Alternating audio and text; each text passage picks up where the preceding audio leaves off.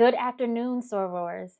I so wish I could be there with you today, but I'm grateful that with today's technology, I can still share this space with you. So thank you for allowing me to join you virtually.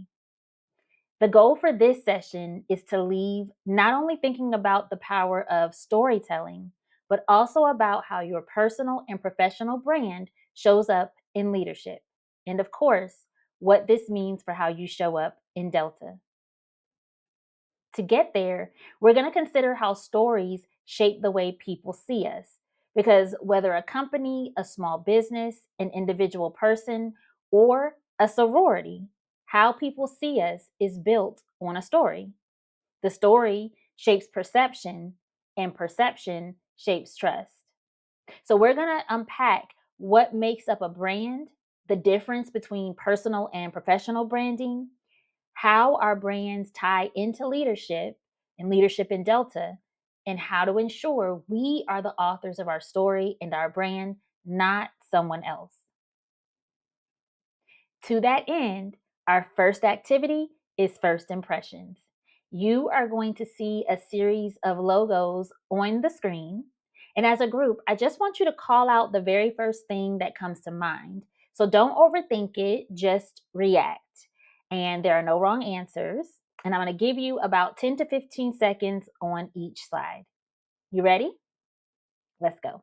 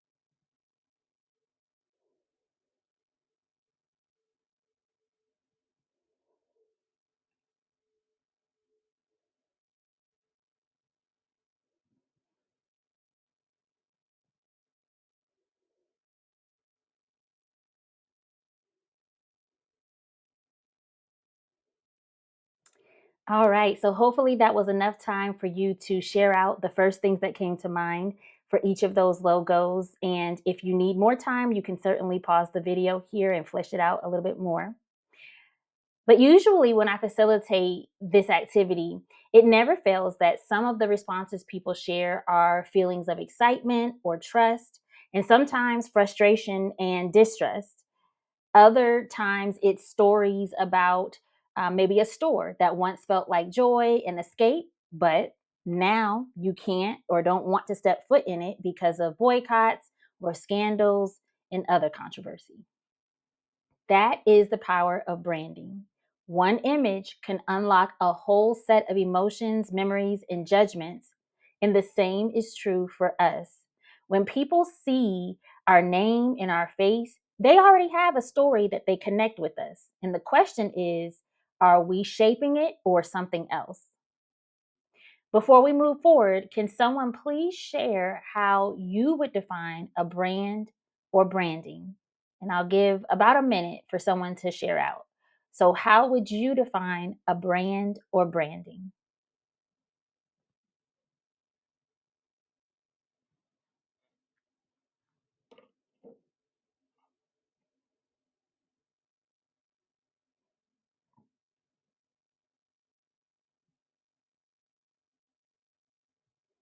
All right, hopefully that was enough time. And I'll just say here, if at any point during this presentation you need more time, feel free to pause and then pick right back up.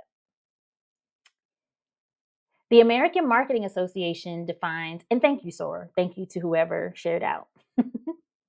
The American Marketing Association defines branding as the distinctive features, so names, designs, symbols that identify goods or services. Personal branding is how you present yourself, highlighting your skills, values, and voice. Then we have professional branding, which is how you're known in your field. So that could be your role, your reputation, the results that you're known for achieving. And then corporate branding is the collective identity of an organization. Leadership branding is how people consistently experience you as a leader. It's the value they can expect from you, plus the behaviors you're known for as a leader or in other capacities that impact or reflect how you lead. In all of this, what matters most is that branding is about shaping perception and building trust, and that leadership depends on both of these. This is also known as brand equity, or the value, the trust, and the loyalty others attach to your name, your work, and your presence. Bringing this a little closer to home, what comes to mind when you see this image? Grand Chapter reminds us often that protecting and uplifting the Delta brand is our responsibility. That means asking ourselves before we post, before we speak, before we go out, does this reflect our values? Am I uplifting our sisterhood? And this is critical because, as we saw with Target, perception can shift like this overnight. And when Delta's brand is misrepresented, it doesn't only affect you or me or a few of our line sisters, our entire line, our chapter of initiation, our current chapter. No, it reflects on the entire organization. And this makes me think of a line from a TED talk I saw in college, and it was, the problem with stereotypes is not that they are untrue, but that they are incomplete. They make one story become the only story. We're going to watch a short clip from that talk, which was titled The Danger of a Single Story. And as you listen, think about how this connects to Delta's brand and your own story as a leader. All of these stories make me who I am. But to insist on only these negative stories is to flatten my experience and to overlook the many other stories that formed me. The single story creates stereotypes. And the problem with stereotypes is not that they are untrue, but that they are incomplete. They make one story become the only story. Of course, Africa is a continent full of catastrophes, the immense ones, such as the horrific rapes in Congo, and depressing ones, such as the fact that 5,000 people apply for one job vacancy in Nigeria. But there are other stories that are not about catastrophe, and it is very important, it is just as important to talk about them. I've always felt that it is impossible to engage properly with a place or a person without engaging with all of the stories of that place and that person. All of these stories make me who I am. In case you missed it, the connection is that reducing people to a single story robs them of the fullness of their humanity and lived experience. Likewise, reducing an organization to a single story robs it of its legacy. And that is why brand stewardship matters. Think about it. Have you ever had someone impose a single story on you? And if so, how did that make you feel? And then can you think of a time when your habits or your patterns, or maybe you were silent about something, or maybe you said too much about something, but whatever it was, maybe contributed to someone assuming a single story about you? And that last question isn't about guilt or shaming or implying that you've done something wrong, but as a leader, it's important that you ask yourselves these questions, to be mindful about what you communicate with not just your words, but your actions, behaviors, habits, tendencies, and to be intentional about expanding the story people connect with you in meaningful ways. Now, I know I've given you a lot of questions to consider. So if you don't have it now, you will receive a list of these questions to consider as we move through the Pearl program and to revisit as you progress in your leadership journeys. With that in mind, take out your notebooks or a piece of paper, something that you won't lose, because again, I want you to be able to revisit this. Finish this sentence. The story I want my leadership to tell during this program and beyond is, again, the story I want my leadership to tell during this program and beyond is, take a minute or so to do that.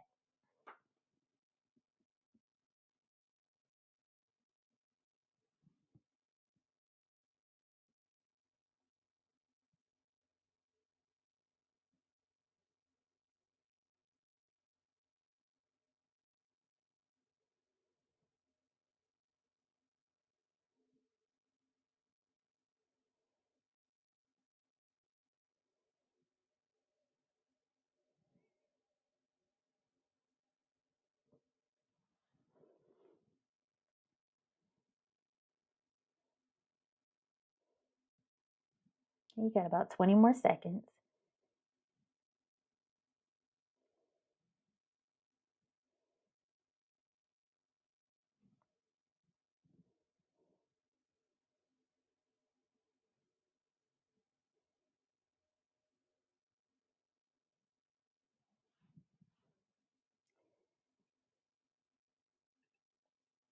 The story you just wrote down, think of it like a seed, right? When other people's narratives and any number of things try to pull you off course, or when life be lifing, this story is the foundation of your personal brand and the anchor that will keep you steady.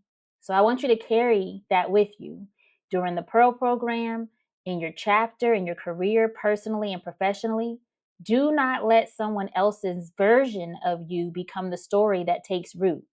And instead, remember to water and nurture that story that you just wrote down. Do that consistently so that you have a branded through line of how you show up as a leader. Now, all of this sounds good, right? But sometimes it's easier said than done. So I like to provide a practical approach to making it happen. And this is what I call the boss leadership approach. It's a way to think about leadership and branding that keeps you centered, intentional, and consistent. And each letter is a principle to help you align your story with the brand of leadership you want to embody. So, first, B, bet on yourself always. Show up with confidence and believe in your value, because if you don't, no one else will. And betting on yourself doesn't mean you always have it together, you always feel 100% ready, but it does mean that you're willing to take up space, contribute your ideas, and trust that what you bring matters. In Delta, this might look like applying for a regional committee when you've primarily served at the chapter level, or volunteering to chair a project when usually you serve on the project committee, or stepping into a leadership role you've never tried before. All things that might be outside your comfort zone, or maybe you can easily visualize others doing but haven't trusted yourself to do. So I want you to take a second and write down one way you can bet on yourself in the next 6 months. Again, one way you can bet on yourself in the next 6 months. Take the next 30 seconds to jot that down.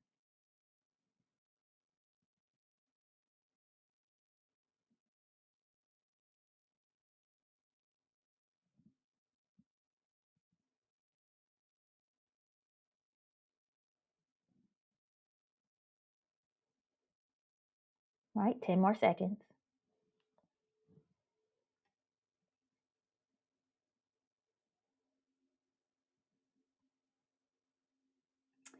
All right, next up is O.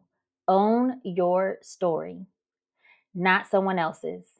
Don't let comparison weaken your brand. We often hear comparison is the thief of joy.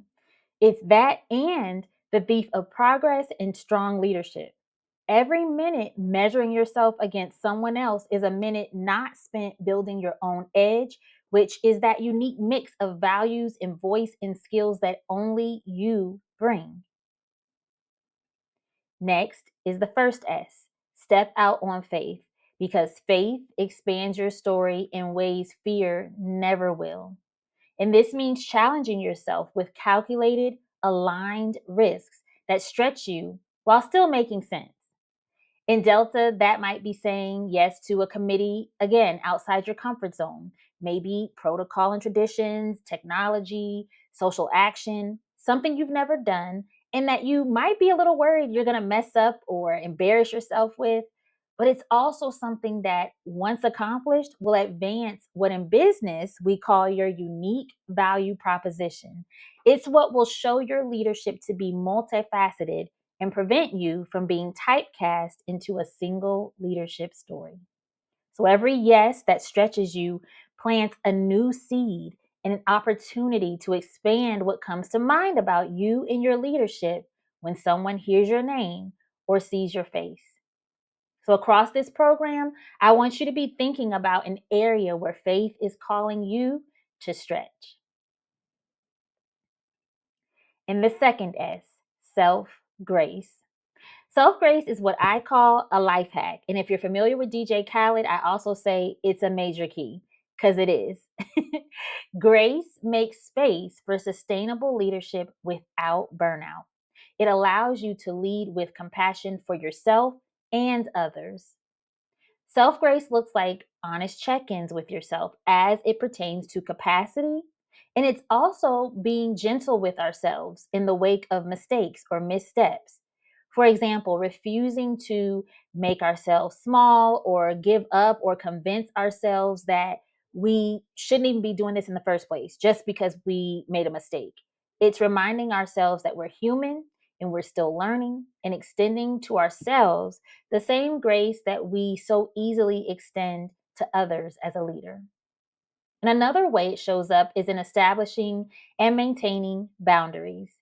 Even as we stretch ourselves as a leader, taking on those new opportunities and challenges, it's also important to remember that no doesn't need seasoning. I'll say that again. No doesn't need seasoning. It's something that I say to myself because we all know we like to season things and season them well. But when it comes to boundaries that we've established to keep ourselves well as we do the work, as we lead, we have to get comfortable with not feeling like we have to salt or pepper or over explain that boundary or why we've set it. This protects our energy, our peace, our time, and our ability to lead and deliver on the things we have said yes to, the things that we have committed to, and being able to do those things with excellence. Now, this can be really hard for some of us. So, I want you to write down on that same piece of paper one boundary or self grace action that you are going to establish and commit to honoring as you continue on your leadership journey. So, some examples might be that you are going to commit to having buffers in your calendar, time that's blocked off for meditation or going to the gym or just downtime, time to read a book. And it's time that you will not compromise on. Or it could be around giving yourself permission to not know everything and to ask for help if that's something that you struggle with, or committing to establishing realistic deadlines. It's whatever makes sense for you and that foundational leadership story that you wrote down earlier and that seed that you're planting. Because over time, you're going to add to these, and it's going to lead to building a solid, practical way of being that's conducive to sustaining your brand personally and in leadership. At the end of the day, each piece of the boss approach is about trusting yourself and leveraging your unique story to live and lead authentically, consistently, and unapologetically. To personalize this, someone recently came up to me, and this actually happens quite often. They were congratulating me on recent accomplishments, and they said how they admired how I've achieved what I have while staying true to myself. As the Millennial Black Professor, which is my brand, and as the founder of TMBP Media, TMBP is the acronym for the Millennial Black Professor, and the media company produces a podcast that amplifies Black voices. And also as the owner of Left on Red, which is currently the only Black-owned bookstore in Kansas, where 99.9% of our books are Black authored, and that's on purpose. And I share this not as a plug, but to demonstrate how everything about my brand is blackety black, black, black. And if I had a dime or even a nickel for every time someone has told me to tone that down, or that, if I don't tone it down, my business is not going to make it, people aren't going to buy from me, nobody's going to support me, I'd be rich. But the truth is that a lot of that is projection. When people are comparing themselves to you or someone else, they often try to make their limitations your reality. So because they cannot see themselves rooting and grounding what they do in blackety black black blackness, which is fine. I always say that everybody has a different role to play in the fight, and everybody has a different role to play in accomplishing any goal that we're working toward, right? But that's where the importance of not comparing yourself to others comes in. Because when you start to do that, sometimes it leads to you feeling inadequate about your abilities or about what your role should be, when that wasn't what was for you anyway. When people do that to me, they'll say you're too much or that it's not going to work. But what they're really saying is that they wouldn't have the courage to do that particular thing. And if I let that seep in, I would be dimming my brand to fit someone else's fear. And that is not an option. Because the way my faith is set up, I know the Lord didn't bless me to be able to do this work or order my steps to do it in the way that I'm doing it, for that to now be the thing that does me in. Doesn't even make sense, right? So that is why I keep betting on myself, owning my story, stepping out on faith, and showing myself grace in the process. And I want that same thing for you, sorors. With that, I want to thank you again for allowing me to share this time with you, even from afar. Congratulations, sorors. I am so proud of you. I cannot wait to meet you, and I am cheering you on from Wichita.